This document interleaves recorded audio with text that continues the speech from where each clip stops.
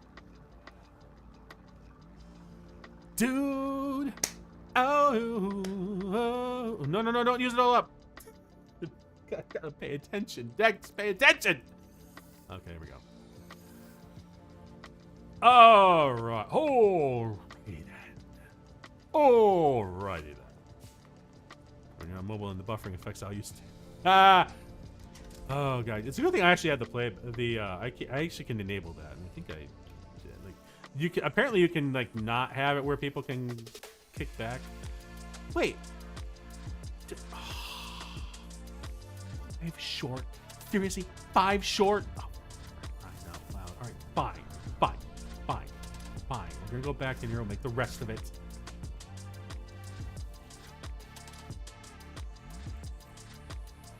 Tritium.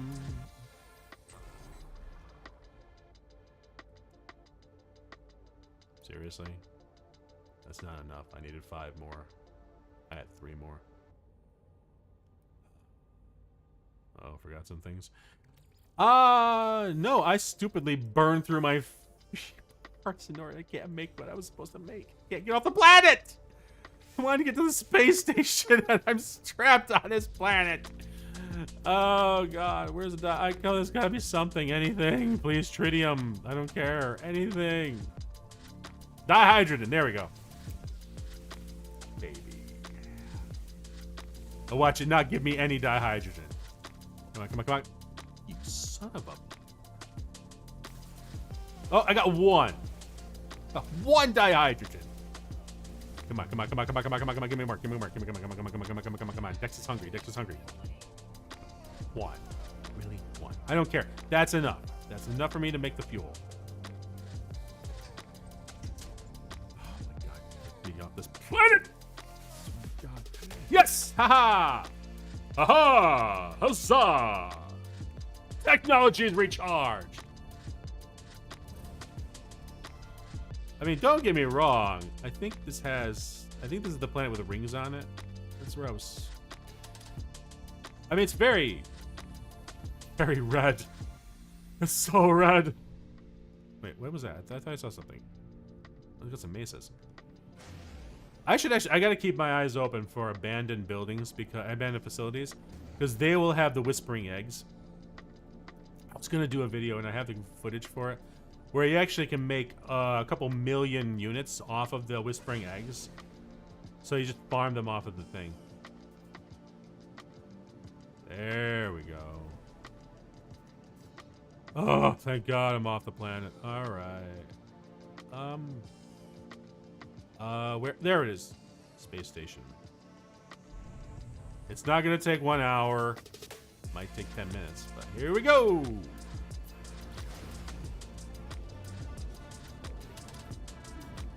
Ten, 9, 8, 7, 6, 5, 4, 3, 2, 1, 0. And there's the polyhedron. Wait, what system are we in? Hang on. Who's predominantly here? Oh, the Vy'keen. Okay, so it's the Vy'keen. So red reminds me of Mars.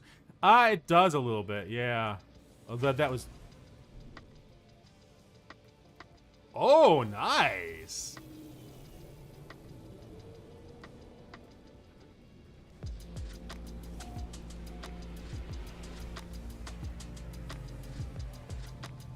Man, the game drops the beat. It's like, yes. I should... my next avatar is gonna be able to headbang. I'll get the hair flowing. Explore the space station. Find life forms to ask about the mysterious signal. I will. Thank you very much. Watch out for those ships coming in.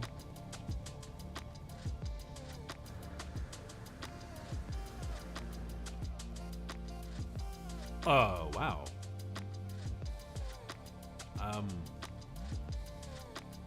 Wait a minute.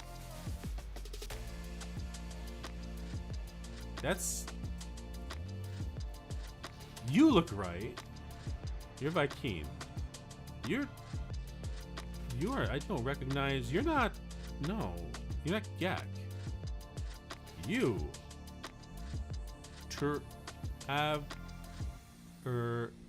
Vrigi. What the heck?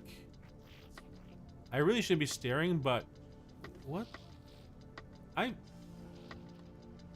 must have been an update.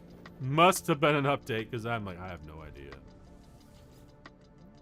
Is that gonna kick on now?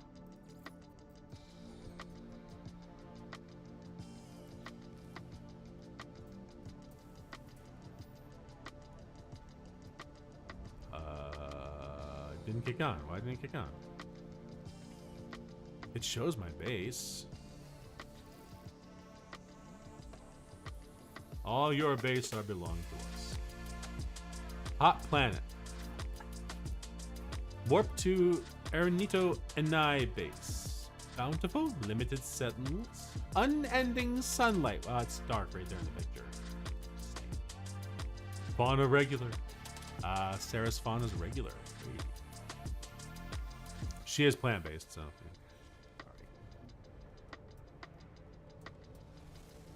Oh, ooh, sexy ship. Yeah. How much is your ship worth, buddy? Hang on. We got incoming. Whoa. Ooh, that's a Maserati there. That makes my ship look like it's tiny. Oh, nice. All of a sudden, it's busy. Oh, that's kind of cool. Very cool. Oh, teleporter. Oh, this is like this. This is like the ship I usually end up getting. Kinda. Hey, dude, how much you want? I'll trade you. Make an offer on Layform Starship. How much? I have 14,000 units. How much you asking for? Oh, only 23 million. Yeah, I'll talk to you when I get 20 more million somehow. Never mind. Oh my God, so much. Oh wow, that's kind of cool. Whoa. Where was that ship?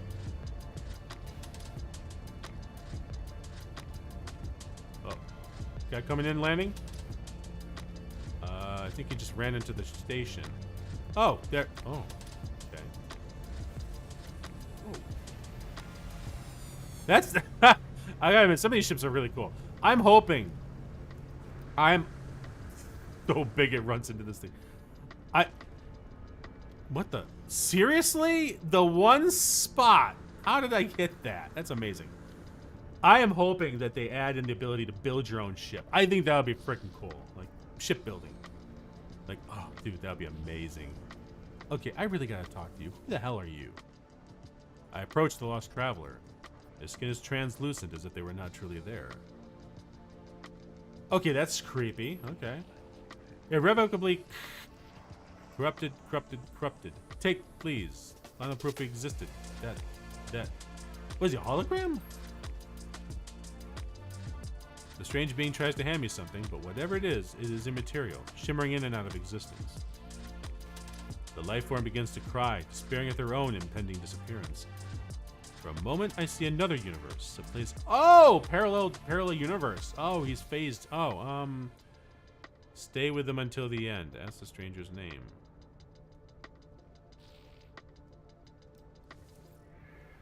Whispers through their tears. I know it made a sound, but the memory seems to immediately disappear from my mind. I try again and again, and the stranger grows frantic at my inability to remember them. Time and space, but this is what? And just like that, the vision recedes. We both stand there as if nothing has happened. As I leave, they ask if I have received any troubling readings. They are afraid something is happening to their world. So... okay, you know what? I'm confused. I'm just gonna move on. You, merchant, Nikki.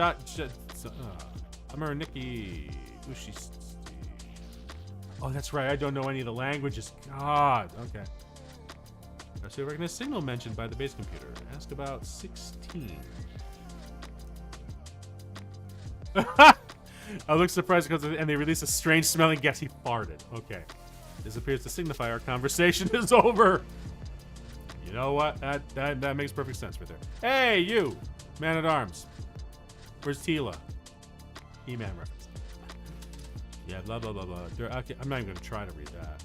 Life form puffs themselves up as I approach, making the most of their impressive size. Perhaps they might recognize the base signal. 16. Hearing the code causes the stray form to shrink, a look of fear crossing their face. And then in an instant, the fear passes. They look at me strangely, but say nothing more. Well, that's not helpful at all.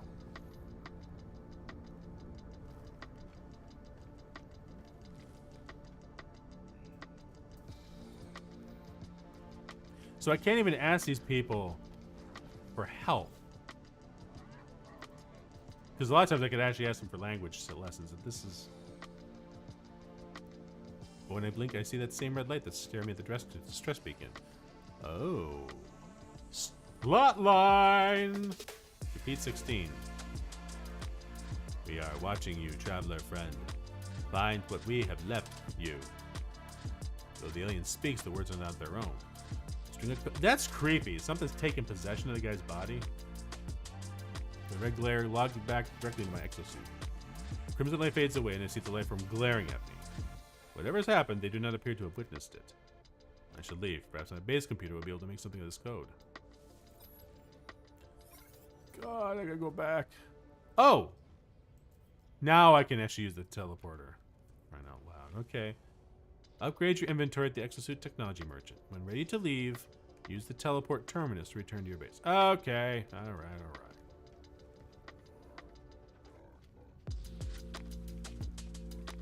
Oh, I really have to do this? Okay, fine.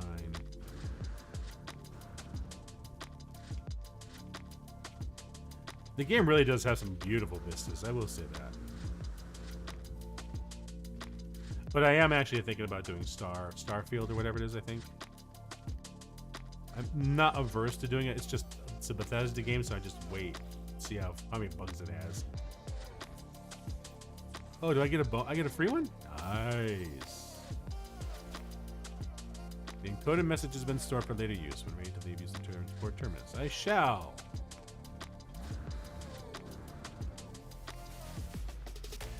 Oh, jeez, right over my head.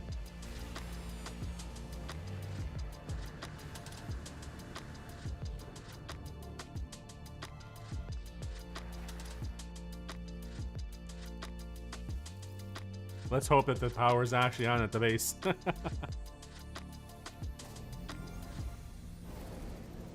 Oh, okay. Maybe it must be a graphic issue, because usually there's a swirling light. What's that sound?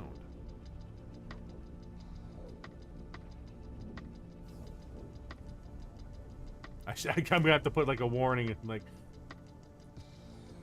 Oh, there we go. There's the light. The toilet bowl. Nice. Alright, what do we got here? Archives terminated. Select new task. Begin decryption. Decoding. 16, 16, 16. This as follows. The traveler finds their wings. Fly to us and claim your place among the stars. Signal acquired. Life signs detected. What is that? That's my base. Possible distress signal. So really, this is someplace on the planet? Oh god, back on the planet again.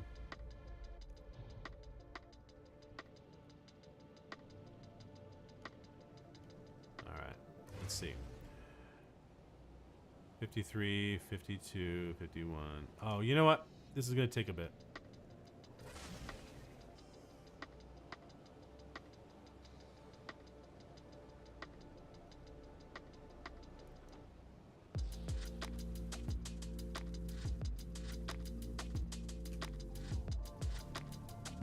Okay, where is the...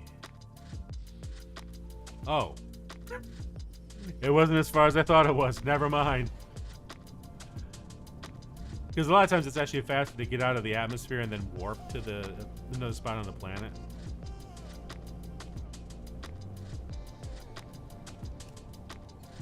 Oh god, oh god, oh god, oh god. Drop, land. Oh. Whoa, whoa, whoa. Flying like a drunken sailor.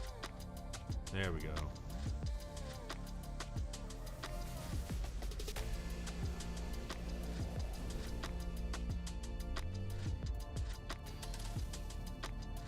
Oh, big freighter. Okay.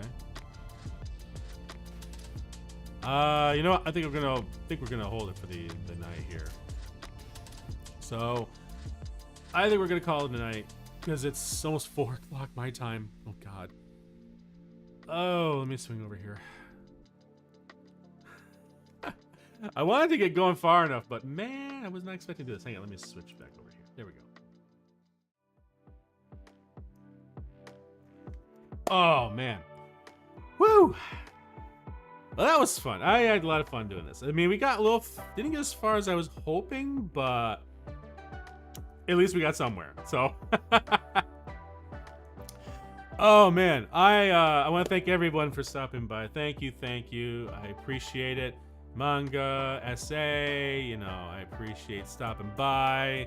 Mokuahi, everybody, thank you. Everyone who was lurking as well, I appreciate it. Not sure if I'm going to be streaming tomorrow night. I'm debating about it. Maybe. I might continue in No Man's Sky, try to get to the anomaly, or at least to get a new ship, I think, too. Maybe even a freighter. You know, I never know, because if you get into a dogfight, you get a free one. So, we'll see. I'm gonna try to, I'll let everyone know, I'll post it like, you know, early enough, hopefully, that if we stream or not. But I want to thank you all for stopping by. Oh, it's 2 a.m. here. Oh, so you're in like, is that Central or Mountain Standard, maybe? But, all right. Lucky you. you got like an hour or two more that you could actually stay up. But again, I want to thank everyone for stopping by and hanging with the old Kitsune here. Thank you for enjoying the Me in the Den, and I will see you all next time. And if it's not tomorrow night, I hope you all have a great weekend, and I will see you all next time. Take care. Have a good night.